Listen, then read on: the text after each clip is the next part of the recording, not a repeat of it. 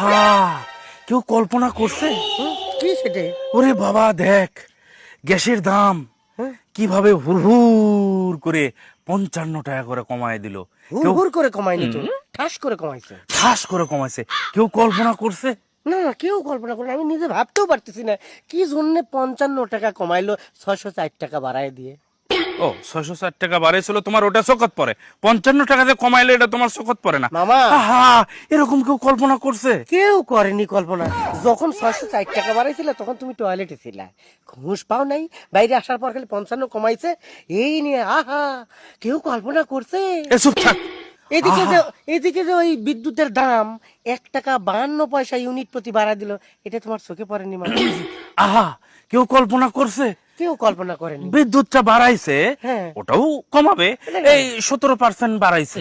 না না, হ্যাঁ। সেটাই আমরা অবশ্য ধরেই রাখছি। 1 টাকা 52 পয়সা যেহেতু বাড়াইছে, ওখানে 2 পয়সা কমাই দিয়ে ফিগার মিল করে 1 টাকা 50 পয়সা লাগবে। আহা, কেউ কল্পনা করছে? কেউ কল্পনা করে নাই। হ্যাঁ, মানে বিষয়টা হচ্ছে কি, এই যে কমানোর প্রবণতা, এদিকে আহা, 55 টাকা গ্যাসের দাম কমায়, এদিকে যে তেলের দাম আবার 5 টাকা হুড় করে বেড়ে দিল, কেউ কল্পনা করছে?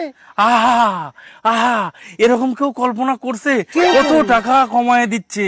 কেউ করেনি। কত কমায় দিছে মামা। একটা গল্প শোনো।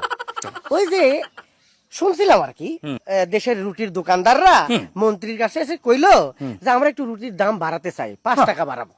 ওকে। মন্ত্রী শুনে করলে 20 টাকা বাড়ায় দেন। বাপুরে, 5 টাকা দাবি করলো, 20 টাকা বাড়ায় দিল।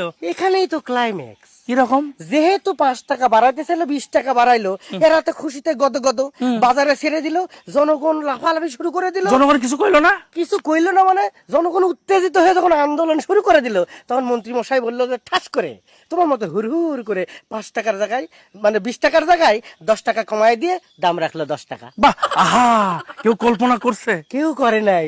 কোথায় ছিল 5 টাকা, সেখান থেকে 15 টাকা বেশি করে দিয়ে আরো 10 টাকা কমায় দিয়ে 5 টাকা তো অতিরিক্ত বাড়ালোই। কেউ কল্পনা করছে? তুই তো খালি বাড়ানোটাই দেখিস, এই যে কমালো সেটা কি দেখা লাগবি না রে? আহা, কেউ কল্পনা করছে? না।